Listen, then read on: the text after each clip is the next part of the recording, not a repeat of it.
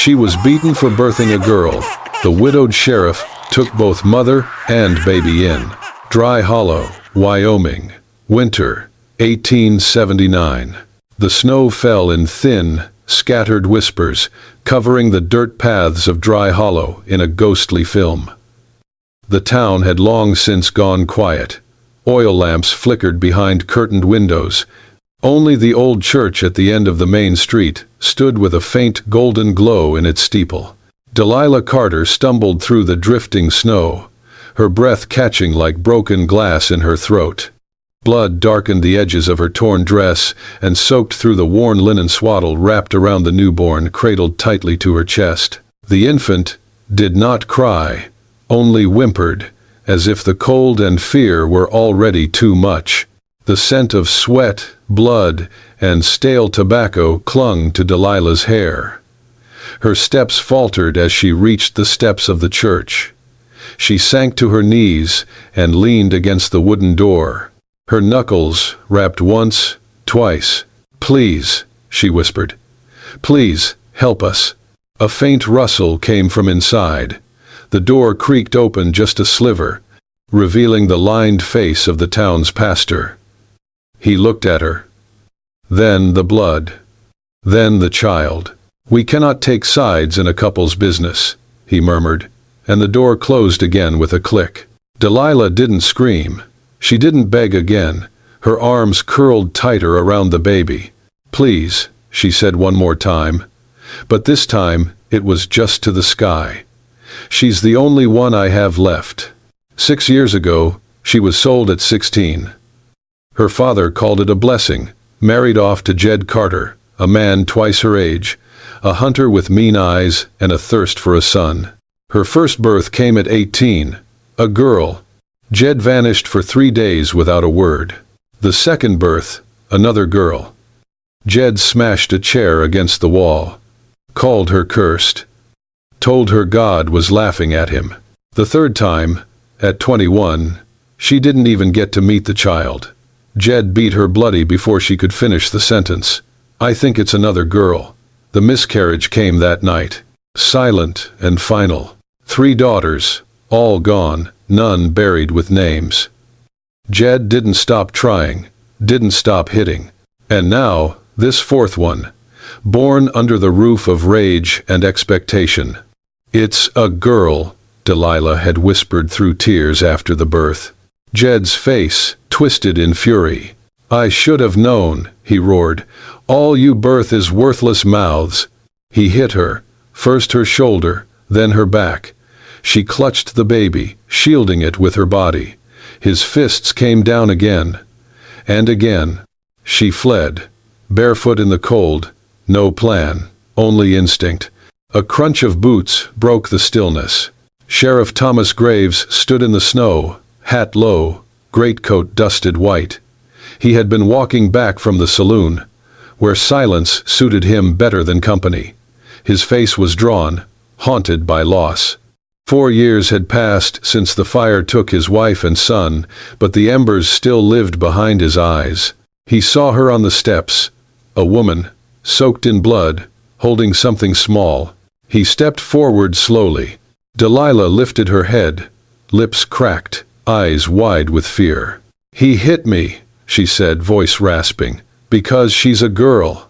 Thomas looked down at the infant in her arms. His jaw clenched. Then he removed his coat and knelt. "You don't have to say more," he said quietly. "Let me carry you both." Delilah froze.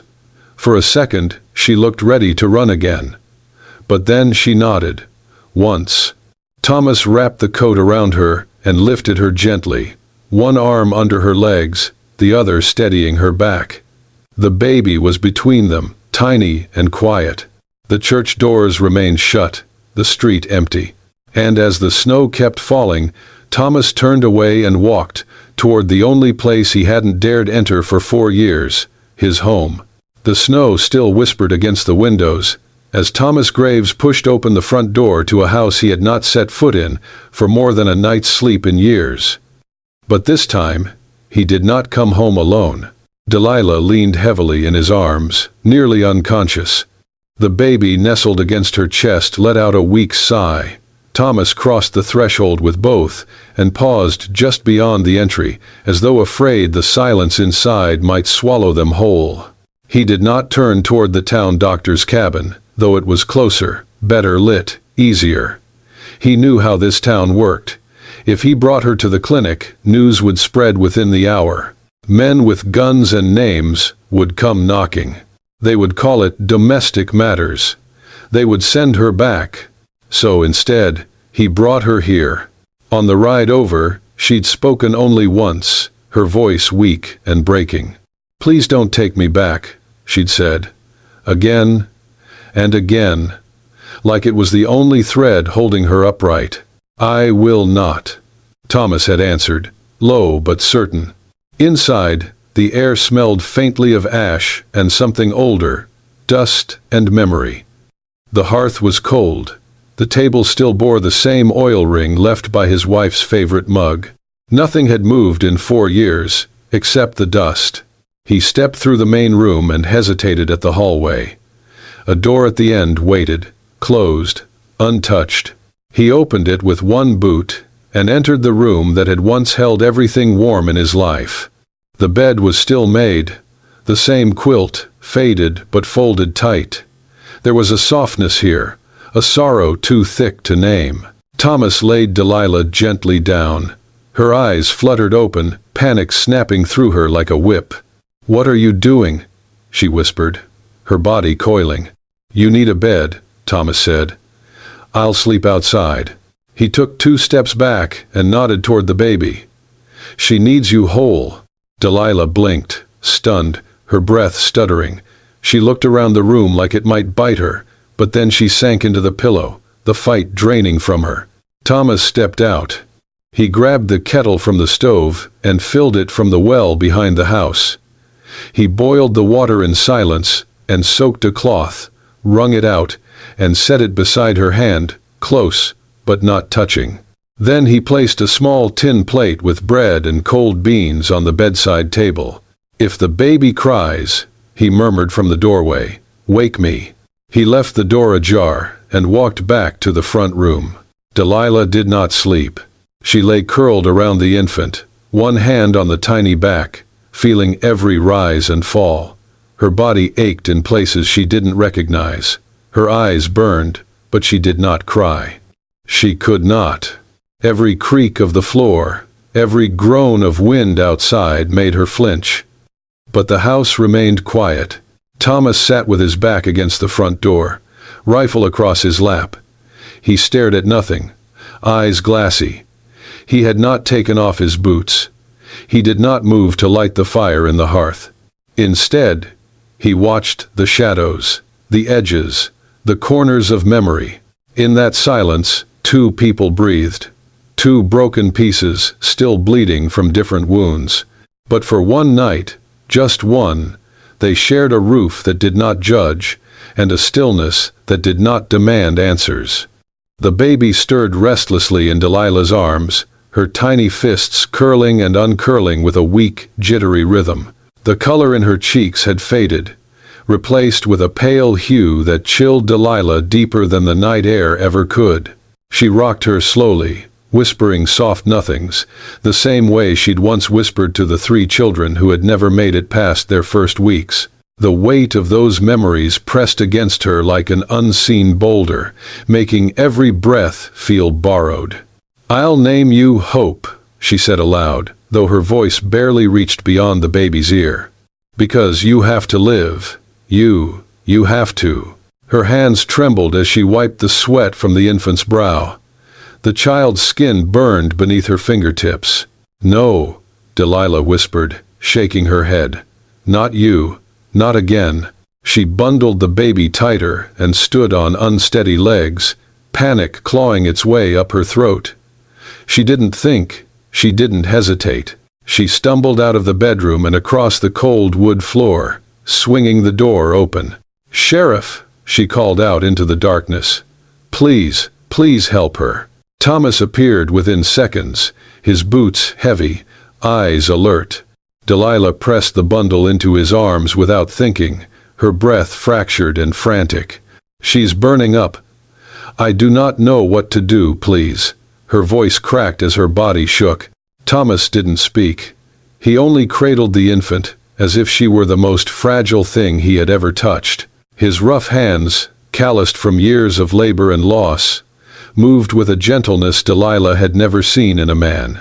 He knelt near the hearth, stoked the embers until the flames licked high, then settled Hope in a nest of blankets near the warmth. He soaked a cloth in warm water and gently placed it on her forehead, his touch precise and reverent. Delilah sank to her knees beside him, watching as he moved with quiet purpose. Her chest clenched with emotion she couldn't name, a deep, aching crack forming somewhere inside the wall she'd built around her heart. "No man ever touched my child gently," she murmured, voice barely audible. Thomas looked at her briefly, but said nothing.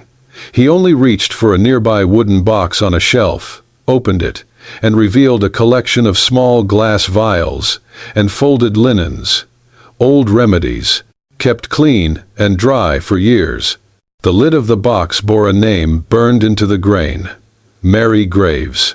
He pulled out a small knife from his belt and, without a word, added a single name to the edge of the lid in careful, slow strokes: Hope. Delilah covered her mouth with her hand, tears pricking the corners of her eyes, not from fear or pain or shame, but something far more disarming. Hope let out a soft sigh, and her small fingers unclenched. Her breathing evened, ever so slightly. Delilah exhaled shakily, pressing a kiss to the baby's damp forehead.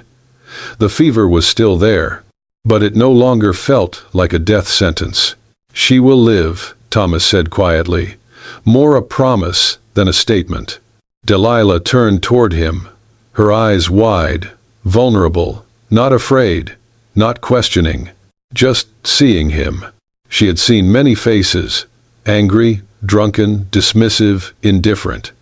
But in this man's silence, she saw something new, something she had never been given: care without condition, presence without demand.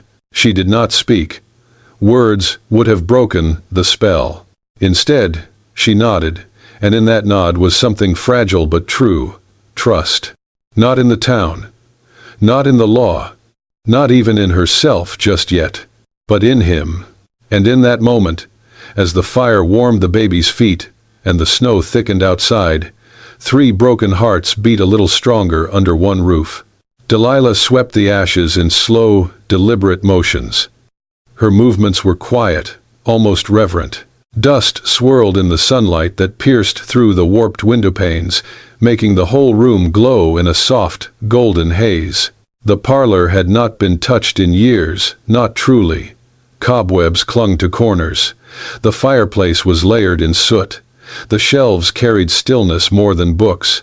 She moved toward the mantel, where a faded photograph sat tilted, and next to it, a glass vial of dried lavender, long dead but still faintly fragrant.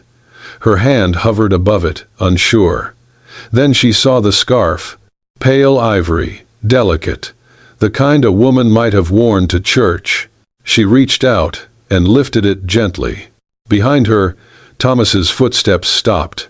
Delilah turned quickly, lowering the scarf like a child caught reaching into a forbidden drawer. "I'm sorry. I didn't mean to touch her things." Thomas looked at the scarf in her hands. For a long second, he said nothing.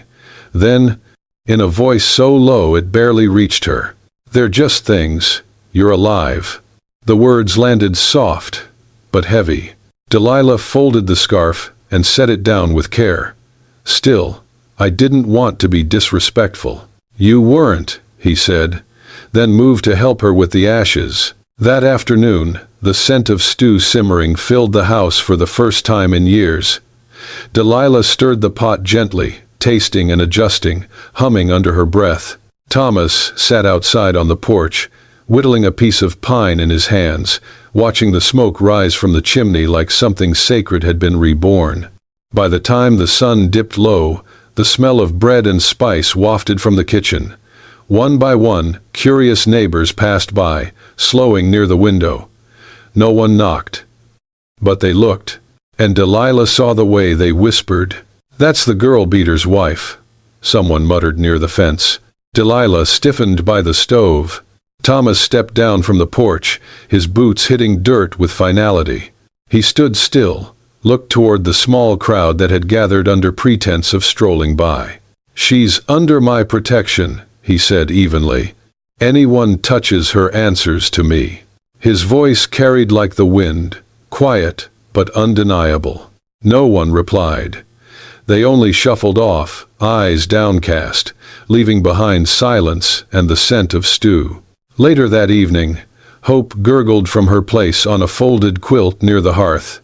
Delilah knelt beside her, tickling the baby's belly until soft giggles filled the room. Hope's tiny hands reached for the air, her laugh brighter than firelight. Then she looked up at Thomas, who had just stepped inside. Her small mouth opened wide and said, for the first time, "Pa." Thomas froze in place. Delilah covered her mouth in surprise. Then she laughed, a sound that surprised her even more than the baby's word. Thomas crouched slowly, unsure. Hope reached for his bootlaces, smiling. "She thinks you're family," Delilah said softly. Thomas stared at the child. For a brief moment, his face cracked. Something sharp and sorrowful flickered behind his eyes. Grief for the boy he'd once held, for the wife he'd lost, but also warmth. He knelt beside Hope, touched her cheek with one calloused finger. "She laughs like Mary," he murmured.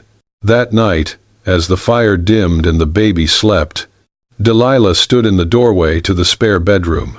She held a folded wool blanket in her arms. A simple thing, stitched unevenly, but warm. "I thought this might keep the draft off," she said, offering it to him. Thomas took the blanket with a nod, brushing her fingers accidentally as he did. Delilah hesitated. "Every home needs softness," she said. He met her gaze for a beat too long.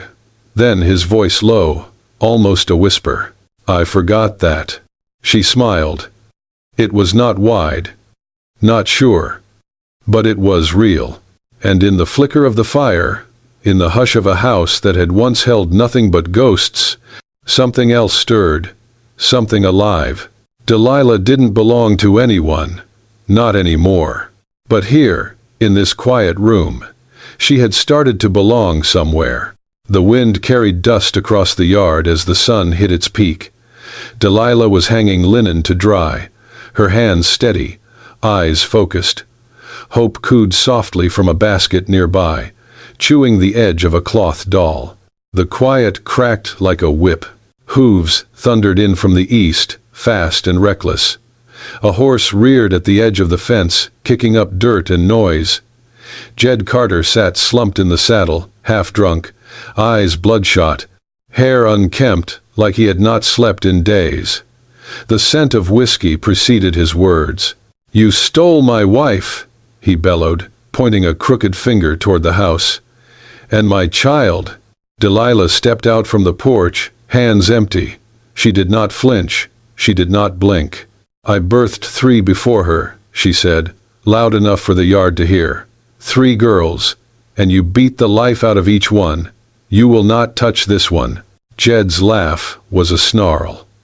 "You were mine. You took what was mine." Thomas stepped from around the side of the house, silent as dusk.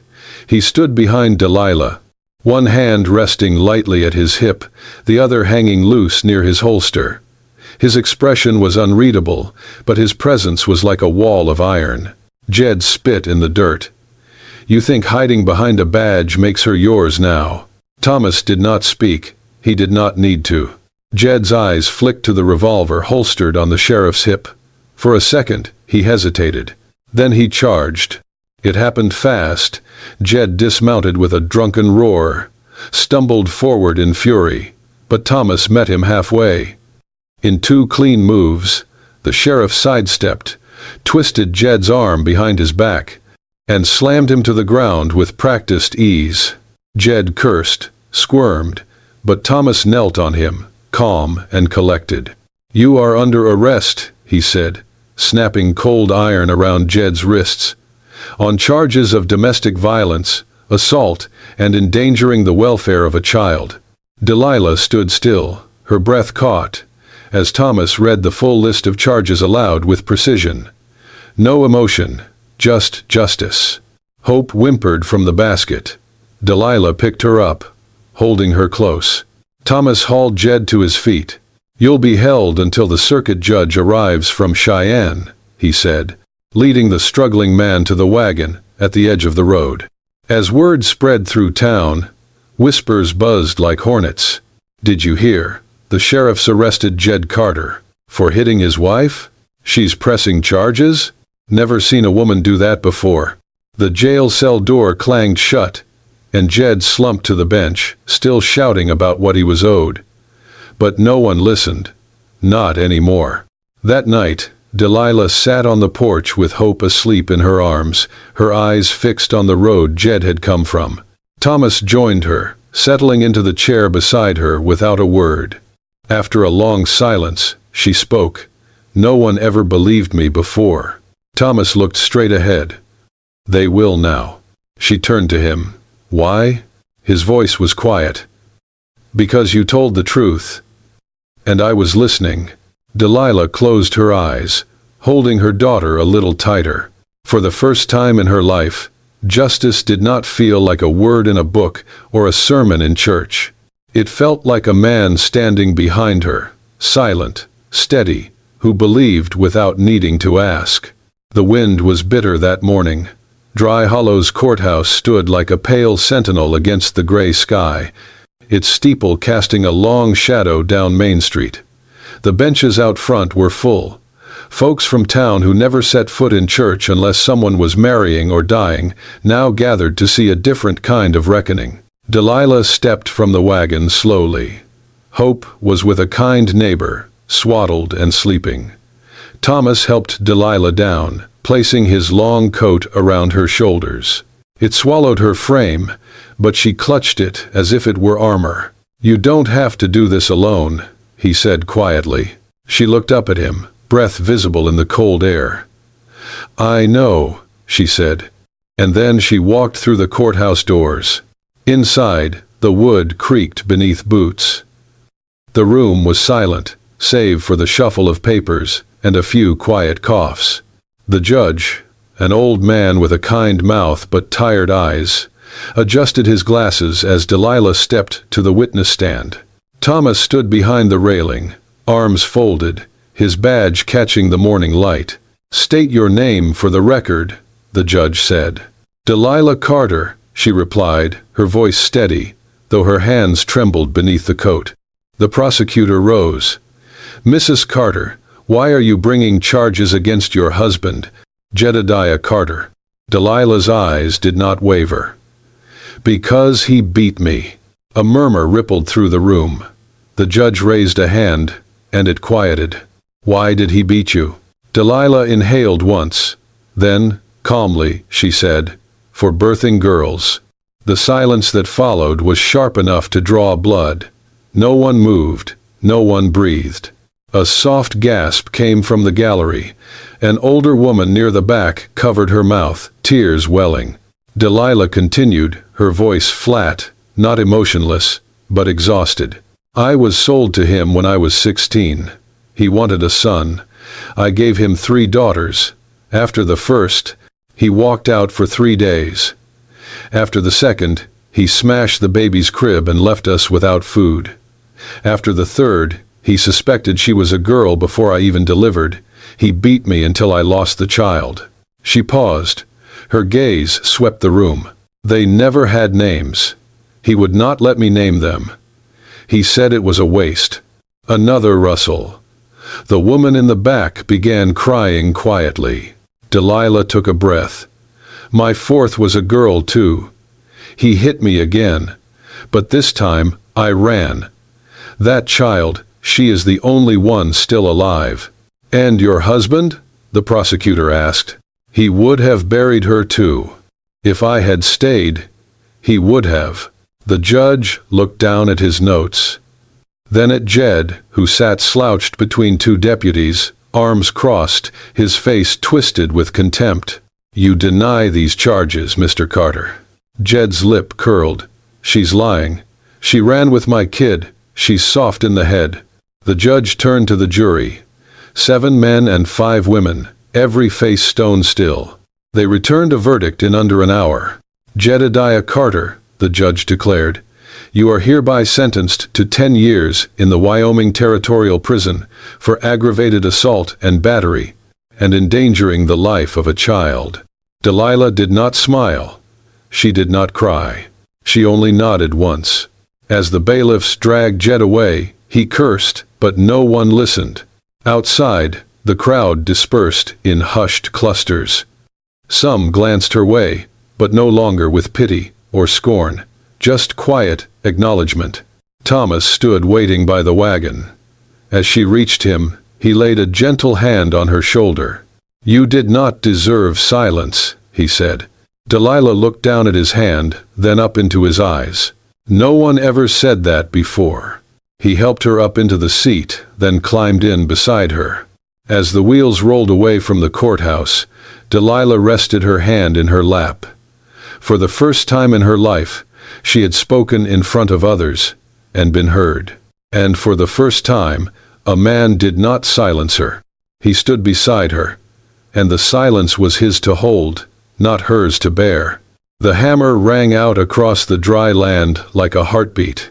Sunlight spilled over the fields of Dry Hollow as Thomas Graves stood on the charred beams of his home's back room, the same room that had once taken his world in fire and smoke. He drove the crowbar into the floorboards, wood blackened by flame, half-eaten by time.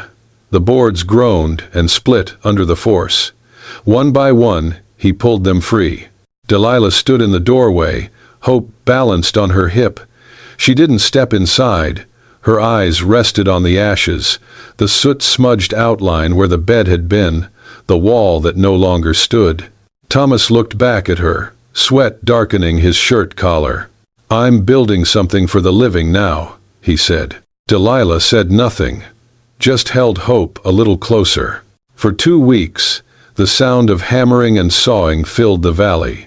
Thomas worked through dusk and dawn. Delilah joined him, at first sweeping up nails and shoveling debris, then helping paint the new window frames, a soft cream color that matched the wildflowers outside. Hope sat under the porch, feet patting the boards, babbling to a worn doll with missing buttons for eyes. It was the first time Thomas had opened those windows in years. When the last brushstroke dried, he stood back and let the sun pour through. The air inside the house no longer smelled of ash, but of new wood, fresh paint, and bread baking. Neighbors began appearing. First, a quiet knock, a basket of biscuits, then jars of milk, a sack of apples, and finally, laughter drifting in through the open window as local women stopped by the porch, asking Delilah if she might teach their daughters how to stitch or calm a colicky baby the way she did. She did not speak much, but what she gave with her hands was enough to be welcomed. One morning, Thomas brought a small cedar box into the kitchen. Delilah sat at the table, Hope chewing on a wooden spoon. The box was freshly sanded, smooth as river stone. He placed it before her, then sat down. "I used to keep my son's things in here," he said quietly. "After the fire, I packed it away." Delilah ran her fingers along the carved lid.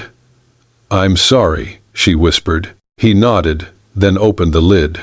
Inside lay a silver rattle, blackened around the edges, and a blue ribbon, faded but intact. Between them, a new engraving had been carved, neat, precise, done by hand. Hope Graves, 1884. Delilah's hand flew to her mouth. Her eyes filled, but no tears fell. She looked at him, not the sheriff, not the man who had saved her, but someone different now, someone building with her. "She's yours too?" she asked softly. He nodded once. Then, even softer, "If you'll have me, this home is for 3 people, not ghosts." Delilah looked toward the window. Hope stood at the sill, tiny hands pressed to the glass, sunlight turning her hair gold. Delilah turned back to him. Her voice was steady, filled with something stronger than all the years of silence. "Yes," she said. "Yes, it is." Thomas stood at the porch, smoothing his hand over the wood of the new frame he had carved.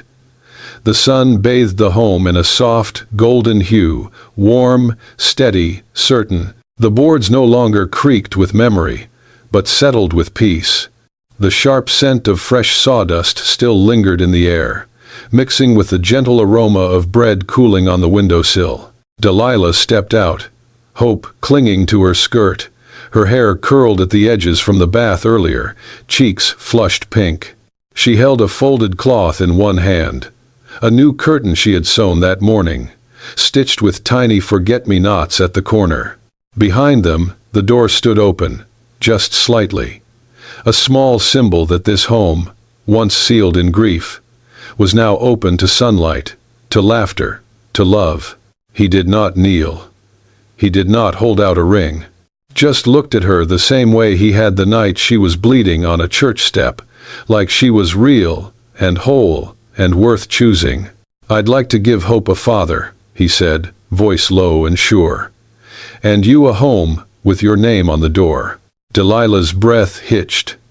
Her eyes searched his face, as if still unsure this wasn't another man waiting to take something, to own something, to silence her. "No man ever asked me," she said, voice tight. "They only took. I'm asking." Delilah looked down at Hope, who blinked up with wide eyes and reached a chubby hand to Thomas. Then she looked back up and nodded. "I'd like that."